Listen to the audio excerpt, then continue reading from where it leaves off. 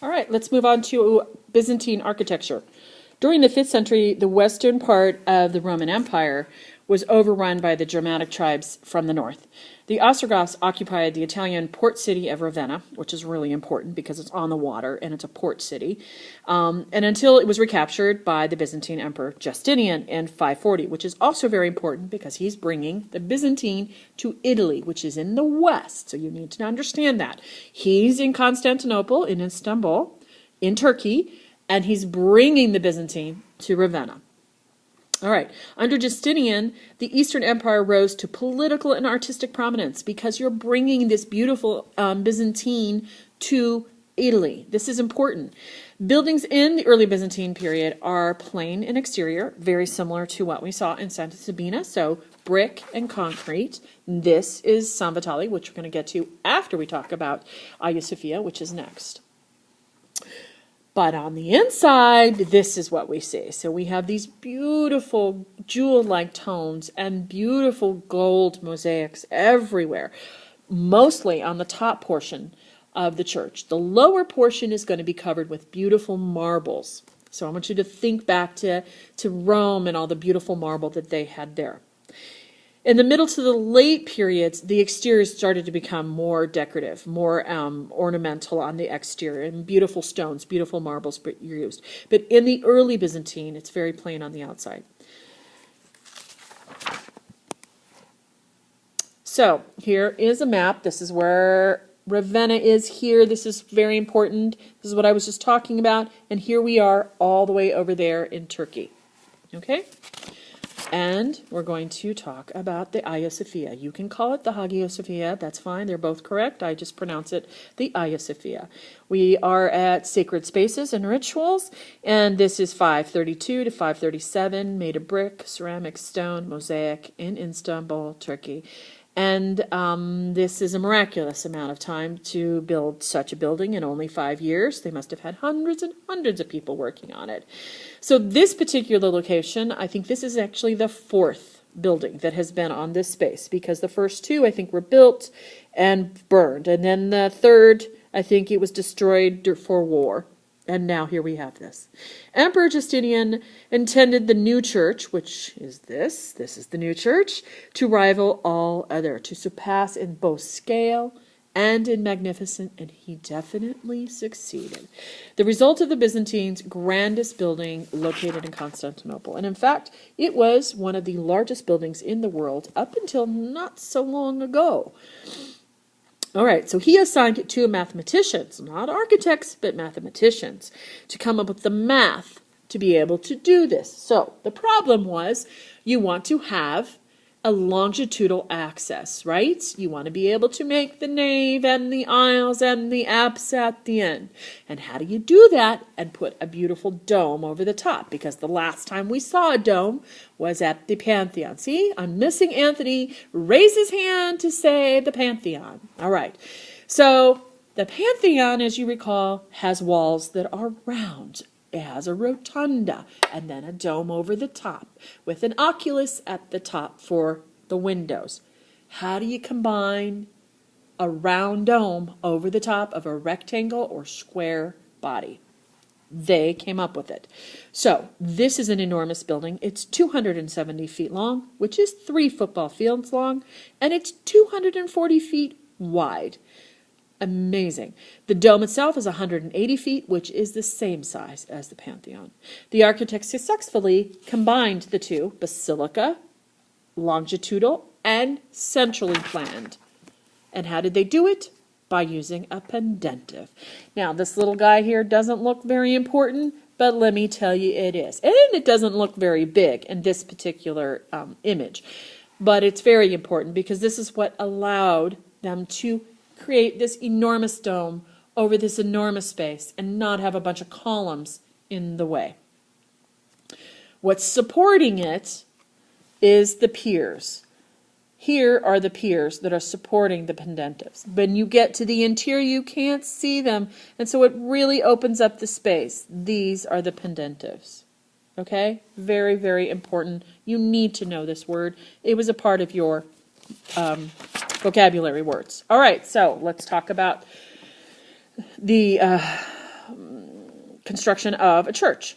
We have the nave. We have the aisles. Here is the narthex. Here is the apse. Here is the dome. Here are the half domes. All right, this is the construction. This is the marriage of a longitudinal plan and essentially central axis plan. Let's see. Oh, what's really important about this building is also the windows. Because we don't have an oculus, we have these gorgeous windows that end up being the circle of light, the halo of the congregation. This is, you want to be thinking about these windows as the spiritual enlightenment. That you have this wonderful light coming through. You couldn't have this in the Pantheon because there was no way to be able to open up the space. Now you're able to open up the space because of the pendentives.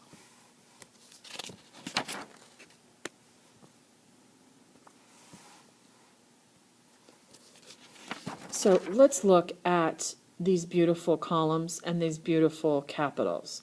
And I want you to be able to reference classical elements, because looking here, although it doesn't really look anything like Ionic column or capital from Greece, ancient Greece, it definitely has, elements from Greece, and it's creating its own thing for sure, because you've got all these wonderful vines and movement. But you definitely have a reference to the classical. Obviously, you have columns. If you had a colonnade, you would have a lintel up here. But we don't. We have an arcade because there's an arch there. But these beautiful lace-like capitals are definitely Byzantine. Let's look at the exterior. So the minarets here, all 4 minarets, definitely added when the Ottoman Emperor came in 1453. And this was one of the first things they did, is add the minarets, because this is for the call to prayer. And they also added these supports here, these buttressing. So this looks a lot different from when it would have been originally constructed. And also, this is the apse. This is the end you're looking at from the back side, not the entrance. Where you walk through the narthex. So during the Ottoman conquest, the Turks covered up all of the mosaics that had human elements, because in Muslim culture and their religion, there is, there's the prohibition of figural images. And so this is a religious space, and in religious space there's no figures. So if you see a figure, it's because he was either added later or it was uncovered. And you can see there's lots of areas, like especially up in here, where we haven't been able to recover some of the mosaics that were covered up. And in addition, they added a lot of this calligraphy that's here. And there's some calligraphy up here. We'll talk about the other elements that the Muslims added later with the Sultans Lodge and the direction to Mecca. Here is a view from the outside. Well, actually, it's just outside the atrium. And so you can see this is not mosaic, but fresco. And you can see a close-up here of one of the crosses that they would have had in the ornamentation. There's a video that I want you to watch. It's a church, it's a mosque, it's Hagia Sophia, because it's important that you understand it was first designed and constructed as a church, and then it became a mosque, which changed the elements on the inside, obviously. And then it's come, and now it's currently a museum. Islam would like it back. They would like it to turn it back into a mosque. I hope that doesn't happen, because then we wouldn't be able to go and visit it and see it. But anyway, it's currently a museum, and I hope it stays a museum, and that will explain its birth and regeneration through all the different changes. Okay, so this is the Sultans Lodge that was added with the Muslims, and this is the pointing to Mecca. And obviously we have the calligraphy here, and then obviously the minarets. So those are the elements that you're going to need if I'm asking you about the changes that were made when Islam came. Those are the changes that you need to talk about. I'm trying to remember what this one is called. It's completely, the mihrab. Sorry, the mihrab was back here. Mihrab. There we go.